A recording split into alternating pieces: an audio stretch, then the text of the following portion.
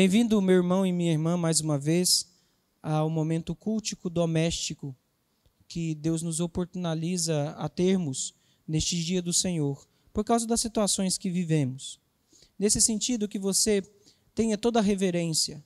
Não fique deitado aí no sofá. Sente-se, preste atenção, pegue sua Bíblia, leve a sério, porque o Deus que você serve na igreja é o mesmo Deus que você deve servir aí na sua casa.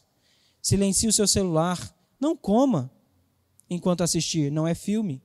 Preste um culto ao Senhor e dessa forma seja aprovado a sua adoração. Peço então que abra a sua Bíblia no Salmo de número 100. Diz assim, Salmo de ações de graças: celebrai com júbilo ao Senhor todas as terras, servi ao Senhor com alegria. Apresentai-vos diante dele com cântico, sabei que o Senhor é Deus, foi ele quem nos fez e dele somos. Somos o seu povo e rebanho do seu pastoreio. Entrai por suas portas com ações de graças e nos seus átrios com hinos de louvor. Rendei-lhe graças e bendizei-lhe o nome, porque o Senhor é bom. A sua misericórdia dura para sempre e de geração em geração a sua fidelidade. Oremos. Senhor Deus, obrigado, ó Pai, por este dia do Senhor. Obrigado, ó Pai, porque mesmo estando longe da igreja, da construção, nós podemos, ó Pai, em casa, em culto doméstico, adorarmos ao Senhor. Que o Senhor aceite esta adoração e que o nosso coração seja, ó Pai, disciplinado durante toda a liturgia e mensagem, a estar atento, com ouvidos abertos, para prestar uma verdadeira e espiritual adoração ao Senhor. Ajuda-nos assim, em nome de Cristo que oramos. Amém.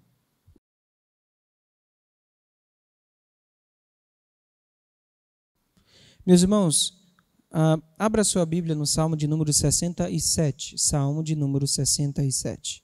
Diz assim: ao mestre de canto, para instrumentos de cordas, salmo, cântico.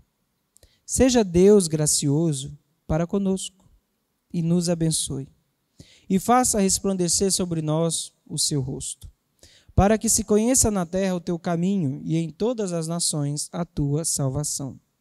Louvem-te os povos, ó Deus, louvem-te os povos todos. Alegrem-se e exultem as gentes, pois julgas os povos com equidade e guias na terra as nações. Louvem-te os povos, ó Deus, louvem-te os povos todos. A terra deu o seu fruto e Deus, o nosso Deus, nos abençoa. Abençoe-nos, Deus, e todos os confins da terra o temerão. Meu irmão e minha irmã, aquecidos por essa verdade que o nosso Deus é justo, que Ele tem em suas mãos bênçãos, que Ele demonstra a sua graça para conosco, se achegue ao trono da graça, clame ao Senhor por perdão pelos seus pecados. Pare o vídeo, pause ele, ore cada um aí, clamando que Ele tenha essa misericórdia e graça na sua vida, para que assim você adentre a presença dEle com vestes limpas. Mesmo sabendo que temos pecado, Deus ele é fiel e justo para perdoar os nossos pecados. Pause o vídeo, ore, quando terminar, dê play novamente.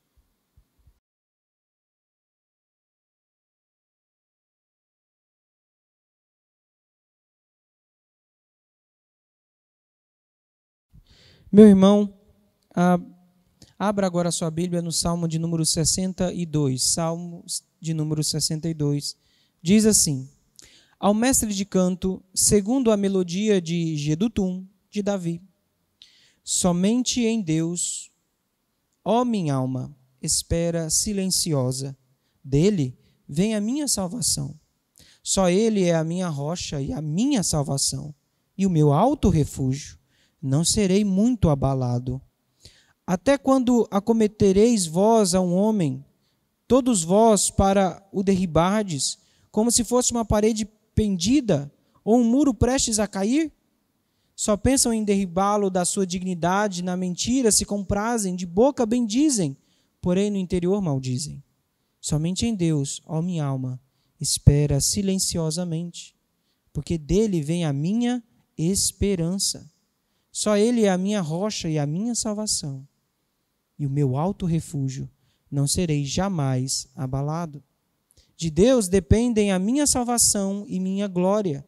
Estão em Deus a minha forte rocha e o meu refúgio.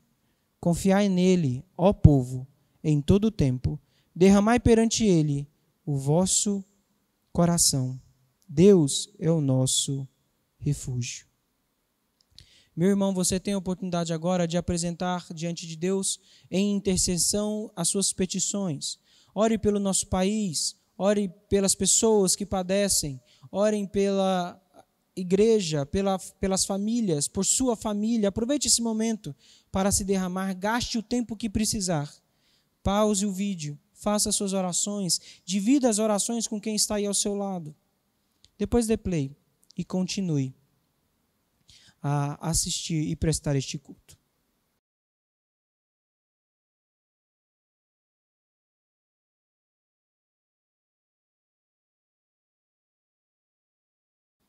Meu irmão, abra sua Bíblia aí, em Tiago, Epístola de Tiago, capítulo 1. Vamos ficar no do versículo 1 até o versículo de número 4. Diz assim: Tiago, servo de Deus e do Senhor Jesus Cristo, às 12 tribos que se encontram na dispersão, saudação. Meus irmãos, tende por motivo de toda a alegria o passardes por várias provações, sabendo que a provação da vossa fé, uma vez confirmada, produz perseverança. Ora, a perseverança deve ter ação completa, para que sejais perfeitos e íntegros, em nada deficientes. Oremos. Senhor Deus, obrigado pela leitura da Tua palavra, obrigado porque Tu és bom, Tu és fiel, e nos dá a oportunidade de lê-la e também de aprendê-la. Por isso, ó Deus, ilumina-nos com Teu Espírito, para que o nosso coração e o nosso entendimento consigam entender esta mensagem, guardá-la e aplicá-la no dia a dia para a honra e glória do Seu nome. Ajuda-nos assim, ó Pai, porque momentos difíceis são necessários, mas o Senhor está conosco em todo o tempo e haverá de estar conosco na eternidade para a honra e glória do Teu próprio nome. Oramos em Cristo. Amém. Meus irmãos, um dos parques mais belos de todo o mundo é o Parque Americano de Yellowstone. É um parque que contém variedade de fauna e de flora. Você tem lá ursos, você tem lobos, você tem animais roedores, você tem animais grandes como búfalos, como bisões, e você tem variedade de plantas como pinheiros, plantas que ressurgem apenas na primavera ou apenas no inverno. Você tem mudanças de estações muito drásticas, o que faz a Yellowstone ser um dos parques mais visitados do mundo e também um dos mais belos. Fazia-se mais de 100 anos que Yellowstone estava sendo cuidado pela guarda americana e se evitava ao máximo que qualquer coisa daquele parque fosse atingido ou pela ação humana ou mesmo pela ação da natureza em termos de queimada. Então, assim que aparecia um foco, a guarda ia e apagava aquele foco para que ele não se alastrasse. Isso durante mais de 100 anos. O que aconteceu? As gerações foram passando e aquilo se tornou um padrão de vida daquele parque. Aquele parque começou a ser cuidado ao extremo e nada poderia acontecer que mudasse qualquer coisa que nele havia. O problema é que em 1988, um raio atingiu um ponto muito crítico de Yellowstone.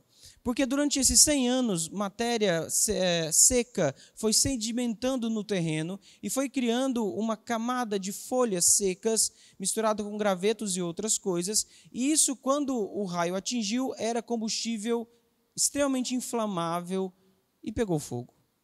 O ponto é que ninguém pôde conter aquele fogo e começou a queimar não somente onde o raio havia caído, mas todo o parque de Yellowstone começou a estar ameaçado pelo incêndio que começara naquela tempestade de 1988. E Yellowstone, então, começou a arder em fogo. Não foi apenas um dia, uma semana, mas já se passava um mês e aquele incêndio ainda consumia toda aquela matéria acumulada durante os mais de 100 anos. Quando a gente pensa na carta de Tiago, é uma perspectiva convidativa para que nós meditemos em algumas coisas, por algumas razões. Para começar, essa carta de Tiago foi aparentemente escrita antes do famoso concílio de Jerusalém, em 49 depois de Cristo, o que significa que a carta de Tiago provavelmente é o livro mais antigo ou a carta mais antiga contida no Novo Testamento e, portanto, reflete o ensino judaico-cristão nos seus primórdios, no seu nascedouro.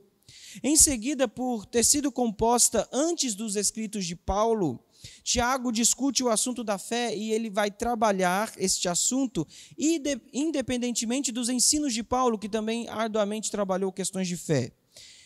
Embora muitos achem, Tiago e Paulo não se contradizem em nenhum ponto, mas eles são complementares. Tiago aponta questões subjetivas da fé, no sentido de confiança no Senhor, enquanto o apóstolo Paulo ele vai trabalhar aspectos objetivos da fé, ou seja, como a fé sendo um instrumento para a justificação do crente diante de Deus. A carta de Tiago, ela amplia a nossa concepção e compreensão prática do que é fé. Para você ter certeza disso, Paulo é muito prático, mas normalmente ele vai começar com um argumento teológico mais profundo e mais complexo, e depois ele dá uma exortação prática como consequência desse argumento teológico. Tiago, diferentemente de Paulo, ele começa logo com uma série de advertências práticas e continua com advertências práticas até o final da sua carta. Uma coisa é clara, o tema dominante aqui na epístola de Tiago é uma verdadeira fé que também funciona. Tiago ele vai nos mostrar como essa fé deve ser viva, visível, produtiva, em um mundo quebrado, em um mundo caído. A esse respeito, é significativo que este breve livro tenha 54 imperativos, ou seja, 54 ordens de Tiago. É como se esse livro fosse uma receita de bolo. Faça isso, não faça isso, ponha desse jeito, não ponha desse jeito. Uma carta que, levada a sério, afetará dinamicamente a vida do seu leitor, em todos os níveis.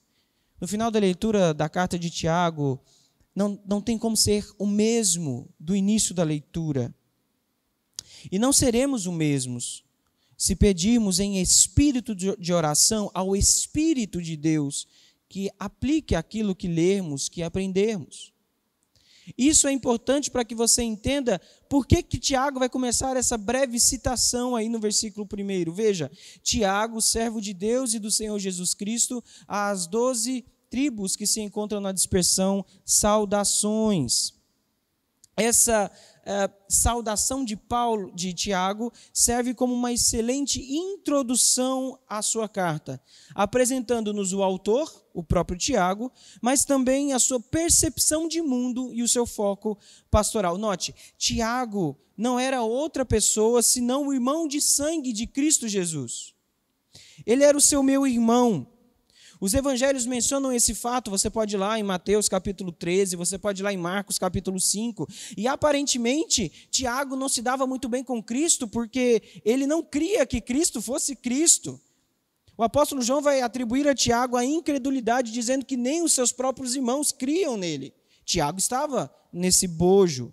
No entanto, durante o período de 40 dias em que Cristo esteve na terra, depois da sua ressurreição até a sua assunção, Jesus ele aparece para Tiago e depois aparece para os demais apóstolos, como nos mostra Paulo em 1 Coríntios capítulo 15. E este aparecimento de Cristo a Tiago é significativo, porque disse que depois deste aparecimento, Tiago crê. Tiago é mencionado também estando no cenáculo de Jerusalém, orando com sua mãe e com os demais discípulos. A gente vê isso em Atos, capítulo 1, e por ele estar lá, presumimos que ele também foi atingido pelo movimento de Pentecostes, a descida do Espírito Santo. Ele havia se tornado líder da igreja de Jerusalém, quando Pedro foi libertado da prisão, e eventualmente presidia o concílio daquela igreja. Você vê isso no livro dos Atos dos Apóstolos. Tiago, ele foi alguém atrasado na fé, mas ele floresceu muito bem depois que creu. Tiago conheceu o nosso Senhor Jesus como poucos conheceriam. Durante anos ele comeu na mesma mesa que Cristo, dividiu a mesma casa, brincou nos mesmos lugares, Brincou com os mesmos brinquedos de madeira que o pai de vez em quando fazia. E quando ele realmente conheceu quem era não só Jesus, mas o Cristo, o seu privilégio de infância não foi desperdiçado, pois ficou conhecido como o Tiago, o justo, um homem de imensa piedade. O historiador da época da patrística, chamado Eusébio, ele registra o testemunho de Hegesipo, que Tiago costumava entrar sozinho no templo de Jerusalém e ser encontrado ajoelhado, orando, pedindo perdão por todo o povo, de modo que os seus joelhos ficavam cheios de calos, e a comparação de Hegesipo é que os calos do joelho de Tiago eram como os calos de um camelo, por causa da sua constante adoração e oração a Deus, ajoelhando e pedindo perdão para essas pessoas. Por essa excessiva justiça que Tiago aplicava, ele foi conhecido na história como o Tiago, o justo. Tiago, ele tinha muita coisa a seu favor, não tinha, não? Mas é interessante como Tiago, ele se vê como um servo de Deus e do Senhor Jesus Cristo. Note, ele poderia ter começado a sua carta mais ou menos assim: Tiago, justo, vindo do ventre sagrado de Maria, mãe de Jesus, irmão do próprio Cristo, seu confidente mais pessoal, aquele que esteve com o Messias desde quando nasceu. Mas Tiago não era assim. Tiago, ele nem mesmo lembra desse status, nem dessas experiências, contentando-se com a palavra servo. Tiago justo também era o Tiago humilde, servo. E por isso ele foi eminentemente qualificado para escrever esta carta. O humilde e justo Tiago escreve pastoralmente para as 12 tribos da dispersão. Meu irmão, a dispersão do povo judeu, conhecida como diáspora, ela começou em 722, antes do nascimento de Cristo, quando os assírios deportaram as tribos do norte. Mais tarde, as tribos do sul também sofreram o mesmo destino, quando os babilônios invadiram Jerusalém por volta de 586 a.C. Por causa disso, os judeus foram espalhados por toda a Mesopotâmia, pelo Mediterrâneo, pela Ásia Menor e também pela Europa conhecida da época. Você pode ver esses fatos relatados nos livros de Isaías, de Jeremias, de Atos, de Crônicas. Algumas das principais cidades do mundo, por exemplo, Alexandria, tinham grandes populações ou grandes comunidades judaicas de judeus expatriados. Além disso, quando os cristãos judeus foram perseguidos pela primeira vez em Jerusalém, após a morte do diácono Estevão, eles fugiram primeiro para a Judéia e também para a Samaria, e depois para as comunidades judaicas ao entorno do Mediterrâneo. Tragicamente, esses judeus cristãos não foram acolhidos pelos seus parentes judeus, porque não eram eminentemente judeus, mas judeus cristãos, tampouco pelos helênicos ou pelos romanos, porque não faziam parte de nenhum daqueles povos. Sendo assim, eles não faziam parte de nada. Eram rejeitados e perseguidos. Não tinham terra, não tinham lar, não tinham povo. Além disso, a comunidade judaica daquelas localidades recusaram protegê-los. Por isso, esses judeus cristãos eram explorados pelos gentios, sem teto e sem privilégios. Esses judeus cristãos foram retirados das suas posses, levados ao tribunal e submetidos à elite gentílica daquela época. Tinham menos posição do que os escravos. Tornaram-se párias religiosos, políticos, econômicos e sociais. Como nos mostra o escritor aos Hebreus, os judeus da diáspora passaram pela prova de escárnios, de açoites, de até algemas e prisões. Foram apedrejados, provados, cerrados ao meio, mortos a fio da espada, andaram peregrinos vestidos de peles de ovelha e de cabras, eram necessitados, afligidos, maltratados, errantes pelo deserto, pelos montes, pelas covas, pelos antros da terra. Não era uma vida fácil desse pessoal que estava na dispersão. E é a esses irmãos judeus cristãos que Tiago vai escrever esta carta. Eram ex-membros maltratados da igreja de Jerusalém, que provavelmente Tiago teve contato com alguns. E agora escreve-lhes uma carta. Mas é incrível como o pastor Tiago, ele, com seu tato pastoral não tanto afável, mas sim um pouco contundente, ele vai chamar aquele povo a ter uma alegria meio que irracional. Tiago, ele não perde tempo para dizer o que veio a dizer. E ele vai dizer assim, versículo 2. Meus irmãos, tende por motivo de toda alegria o passardes por várias provações. Quê? Como assim? Você está na diáspora e recebe uma carta do pastor Tiago, irmão de Cristo, e ele te chama a você ter uma alegria nas provações. Tiago está louco, perdeu os sentidos. Alguém tem que prender este homem. Ele escreve para irmãos surrados. Algumas das traduções diz que deve-se contar tudo como alegria, ou, como alguns pais da igreja traduziram, tenha-se supremamente feliz pelas provações. Que bom, uma carta de encorajamento de um pastor louco. Ele diz mais ou menos assim, não se preocupe, você será feliz. Quando Tiago ordena isso, conte tudo como alegria, quando você encontrar várias provações, parece um chamado totalmente irracional. Coloca esse versículo numa placa na frente da sua casa. Ou ela estará pichada no outro dia, ou você será preso por loucura, ou por fanatismo religioso. De fato, para qualquer cultura, incluindo a nossa, somos instados a fugir das provações. Somos instados a fugir dos desconfortos. E estar feliz em situações dessa é sim parecer loucura. Mas, tragicamente, até parece irracional para muitos de nós cristãos isso. Blaise Pascal, um matemático do século XVII, ele afirmou que a única motivação humana para agir é buscar a felicidade.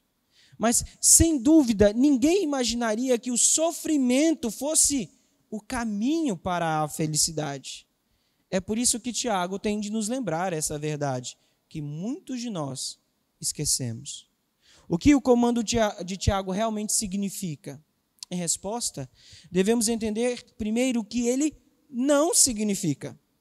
Tiago, ele não está ordenando emoções alegres, abrangentes, durante duras provações, nem exige dos seus leitores que eles desfrutem com prazer as provações, ou que essas provações sejam provações por alegria. Ele sabia, como o escritor aos Hebreus, que no momento da provação ou lá disciplina, ela é dolorosa e ela não é agradável.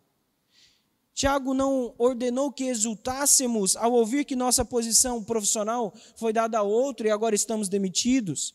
Ele não nos mandou exultar quando os nossos filhos são declarados com câncer ou uma outra doença. Ele não nos mandou exultar quando nosso cônjuge adultera. Ele não nos mandou exultar quando uma pandemia nos assola. Em vez disso, Tiago elogia o abraço consciente de uma compreensão cristã da vida, que traz alegria às provações que vão surgindo durante a caminhada do cristão. Por isso que ele diz, conte tudo como alegria, o que significa tomar uma decisão deliberada e cuidadosa de experimentar alegria, mesmo em momentos de dificuldade.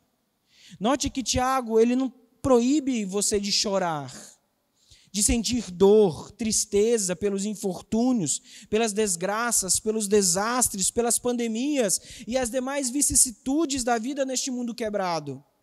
Não é pecado a gente chegar diante da presença do Senhor e dizer, Deus está doendo diante da prova. Mas é possível a gente encontrar alegria durante este momento de prova? Claro que é possível.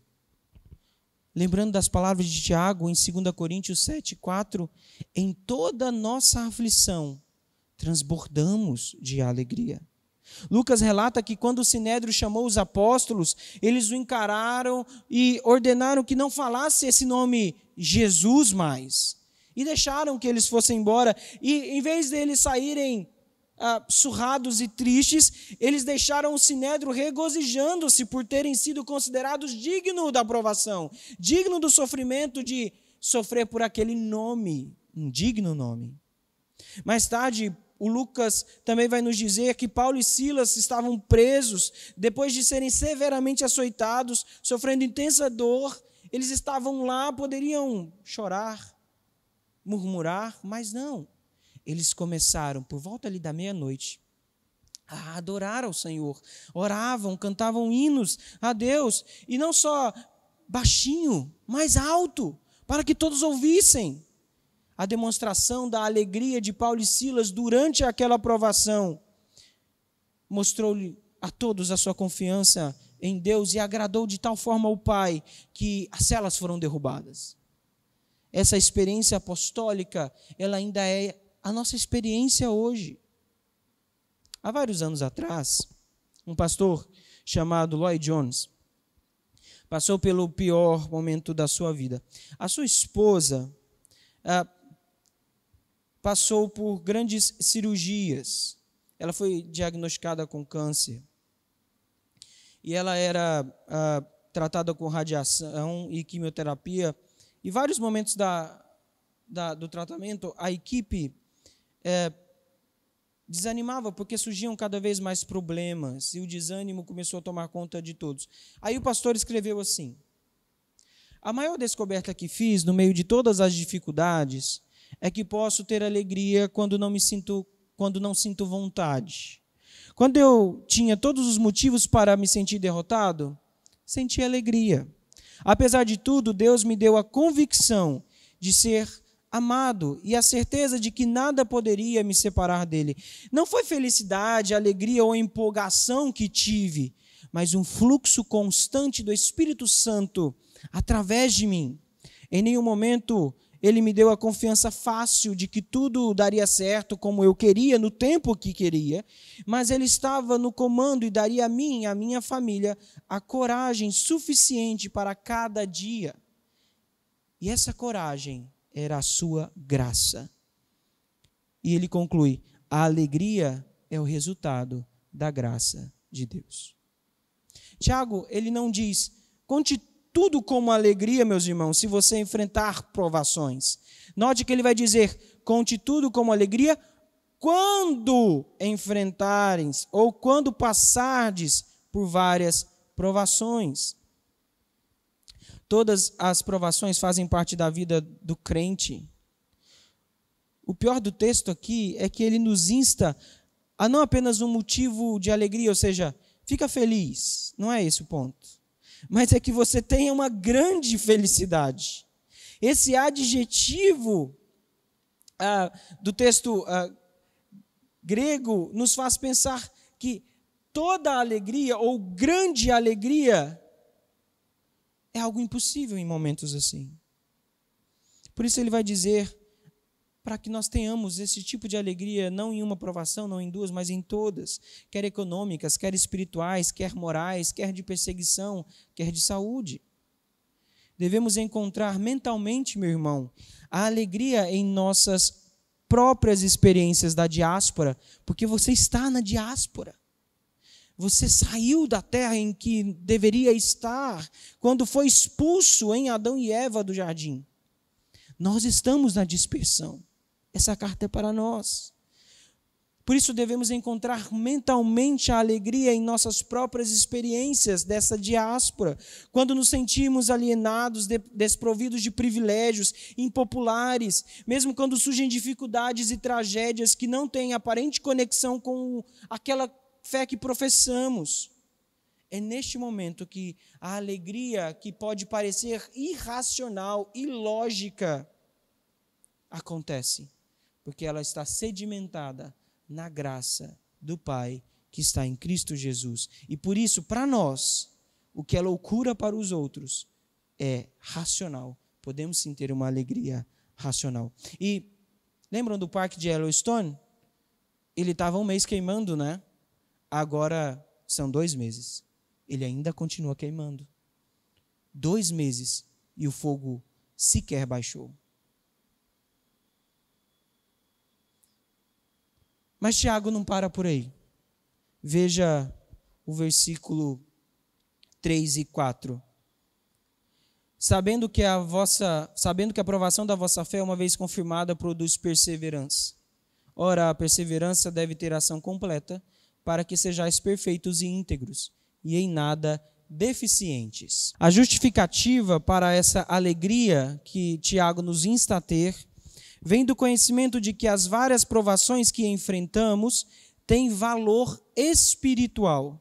Tiago diz que há um processo de 2 etapas através do qual as nossas provações nos elevam ou nos exaltam. O primeiro passo é entender que o teste de fé produz perseverança. A elaboração do que se entende aqui por perseverança revelará uma rica verdade preciosa. É mais propriamente entendida como poder permanente ou resistência heróica, ou mesmo fortaleza.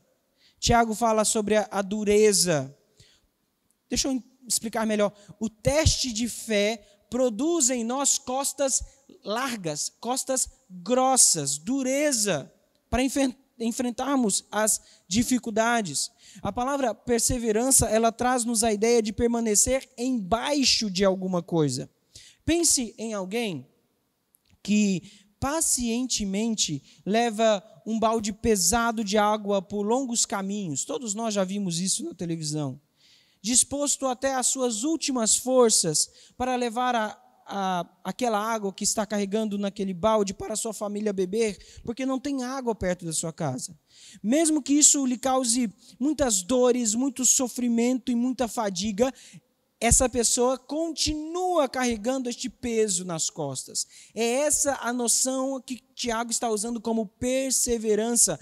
Alguém que tem a capacidade de permanecer pacientemente, crendo em Cristo, segurando as aflições ou debaixo das aflições, que este é o maior propósito de tais aflições, de tais provações, que nós estejamos pacientemente esperando em Cristo. É por isso que o próprio Tiago, lá no capítulo 5 da carta, no seu versículo 11, ele vai dizer que temos de ter a paciência de Jó. Aqui está como isso deve funcionar. Desenvolvemos resistência ou firmeza ao sermos repetidamente testados e vencermos. Quanto mais testes passarmos, mais resistentes seremos. Pense num boxeador que se envolve numa luta após luta, ele endurece o seu corpo e se torna mais forte, mais resistente, mas também mais sábio. Depois de um tempo, ele desenvolve tanta força, perseverança e poder de resistência que ele pode fazer o melhor.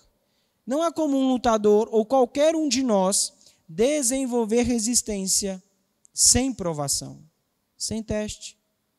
A resistência e a firmeza do apóstolo Paulo ou de qualquer outro irmão não vieram da noite para o dia e não foram separadas das provações. Se você pegar a carta de Romanos, no capítulo 5, no versículo 3, Paulo confirma esta verdade nos dizendo: mas nos alegramos em nossos sofrimentos, sabendo que o sofrimento produz perseverança. A natureza nos ensina o mesmo princípio. Pense numa borboleta. Quando ela se coloca numa crisálida e está lá passando pelo seu processo de metamorfose. Se você chegar na crisálida de uma borboleta e a abrir para libertá-la da sua luta, você destruirá a vida daquela borboleta, pois ela nunca se desenvolverá de tal modo a ter a força necessária para voar como deveria, então ela não aguentará as vicissitudes da própria natureza. Quando falta coragem em um dos filhos de Deus, ele tem um remédio infalível para isso. Quando nós nos acovardamos, Deus nos dá o remédio que já é eficiente desde a queda. o teste da fé. Com isso em mente, o chamado irracional, aparentemente de Tiago, tem sentido agora. Conte tudo como alegria, meus irmãos, quando você enfrentar provas de vários tipos. É brilhante este remédio. A lógica se torna ainda mais clara quando a gente observa o segundo passo, que a perseverança produz maturidade. Ora, a perseverança deve ter ação completa, para que sejais perfeitos e íntegros, em nada deficientes. A perseverança ou resistência espiritual produz uma maturidade dinâmica. A palavra aqui, traduzida como completa, refere-se a uma personalidade que atingiu o seu pleno desenvolvimento. Ou seja, a perfeição não é apenas um amadurecimento de caráter, mas é um completar à medida que mais e mais partes do caráter de Cristo vai sendo adicionadas mediante o processo de provação no nosso próprio caráter. Assim, a maturidade é um estado dinâmico em que 1000 partes do nosso ser são afiadas, modeladas, temperadas e reunidas, criando uma totalidade dinâmica conhecida como nova criatura. É comumente ensinado que as provações trazem maturidade, mas não é tão simples assim. Em vez disso, esses momentos de provação trazem resistência e perseverança. E a resistência e a perseverança que produz maturidade. Em tempos difíceis, devemos aplicar a resistência espiritual. À medida que suportamos provações de vários tipos, como estresse econômico, decepções, críticas, pressões domésticas, perseguição por nossa fé, doenças diversas, pandemias, as múltiplas facetas de nosso ser são tocadas sutilmente pela graça de Deus.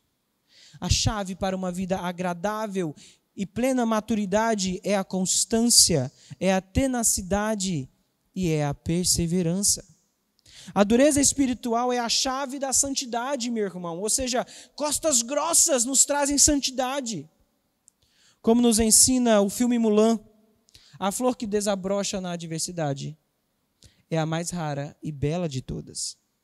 Somos essa flor, enxertadas na videira verdadeira, preparadas para encontrar com o grande agricultor, cultivador e mantenedor da nossa vida.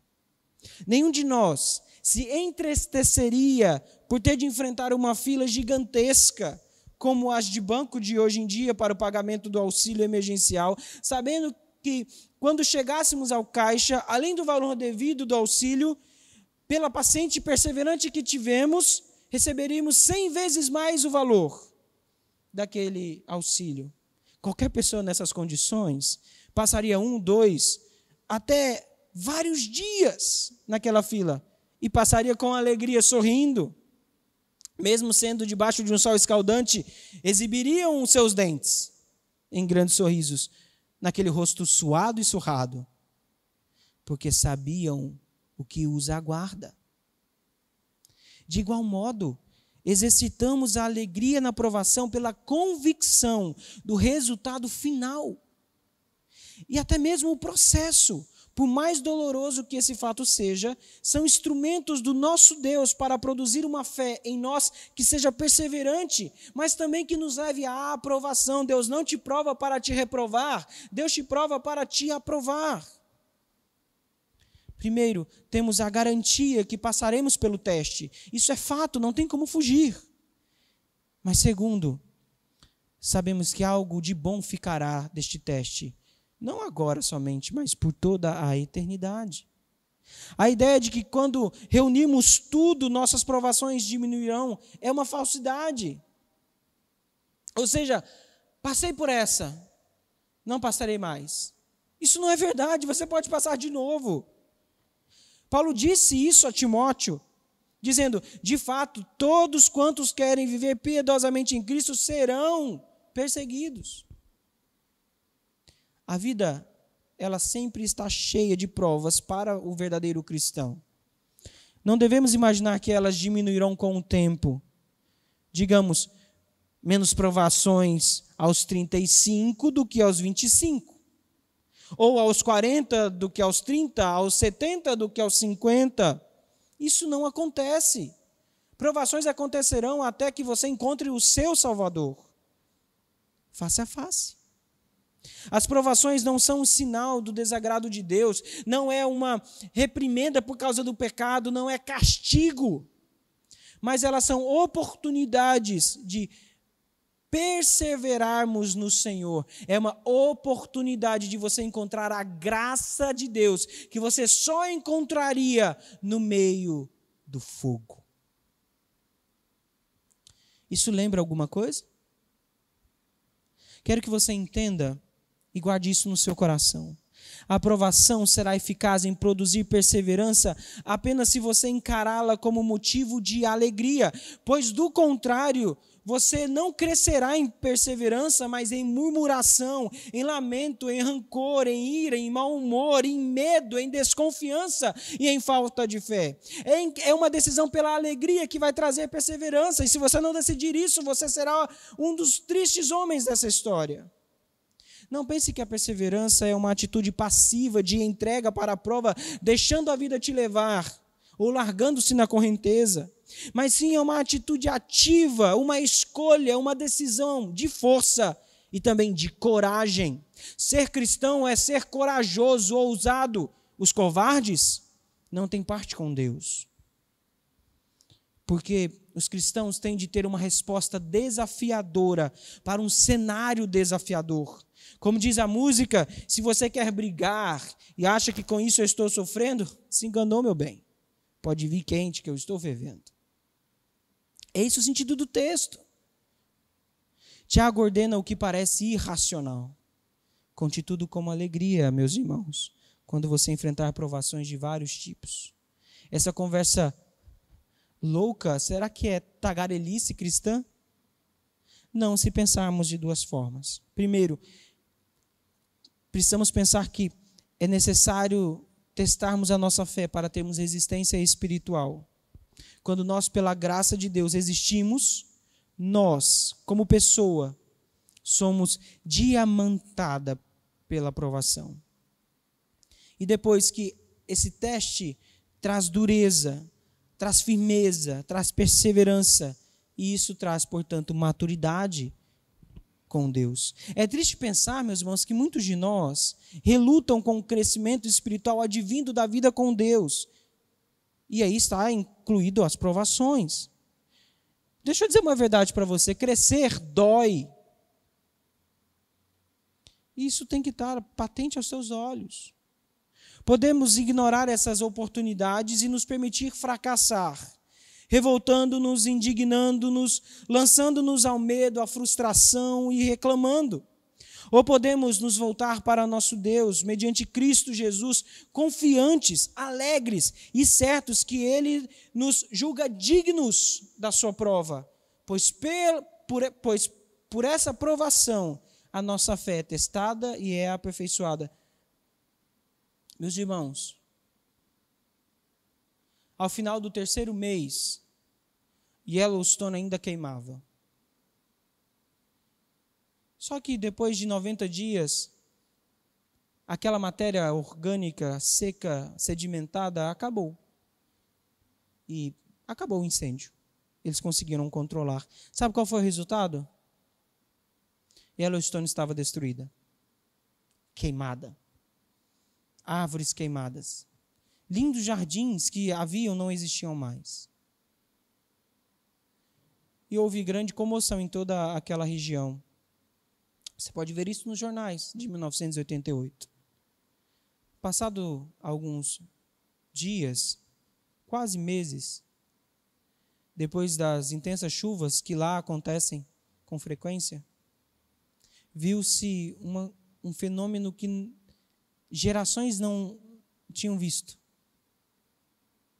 Começaram a nascer e a brotar do chão folhagens, pinheiros e outras tantas espécies que não se viam mais em Yellowstone. E aí os cientistas foram pesquisar e descobriram que naquele sedimento haviam sementes conhecidas como sementes de fogo. que somente nascem depois de passar por intensa temperatura. Elas precisam do que eles chamaram de batismo de fogo para conseguirem germinar. Sabe o resultado de todo aquele incêndio? Um jardim mais exuberante do que havia antes. E hoje, a prática em Yellowstone é permitir a queimada natural, para que essas sementes brotem constantemente. Deus, ele permite a aprovação na sua vida, para que você se torne essa flor que desabrocha na adversidade, mais bela, mais forte e mais madura. Que isso seja de fato uma verdade na sua vida. E que você encare todas as coisas que têm acontecido ao seu entorno como graça de Deus, como oportunidade de Deus, para que você seja provado, para que você seja digno da salvação a qual o Senhor te chamou. Que você, em oração, reconheça isso hoje, amanhã e eternamente. Oremos. Pai do céu, agradecemos ao Senhor, porque o Senhor nos deu o privilégio de sermos considerados teus filhos. E por sermos considerados teus filhos, somos dignos de tudo, ó Deus, que tu nos dás, inclusive as provações. Ajuda-nos, ó Pai, na nossa diáspora, na nossa peregrinação, a permanecermos, ó Pai, em Ti, alegres, para que essa alegria provinda, ó Deus, da perseverança, da resistência, da resiliência, produza em nós maturidade de vida, de relacionamento contigo. Não nos prive, Senhor, de passarmos por essas provações, para que nos encontremos aprovados na Tua presença. Ajude-nos, ó Pai, nestes tempos maus, a olharmos, ó Pai, o sol da justiça que não deixou de raiar e não deixou de governar, e nos oportunaliza estarmos, ó Pai, sendo provados e testados, para que sejamos, ó Pai, enfim, aptos a encontrarmos contigo. Ajude os meus irmãos, ó Pai, a passarem assim e a lembrarem destas coisas. Oramos em Cristo. Amém.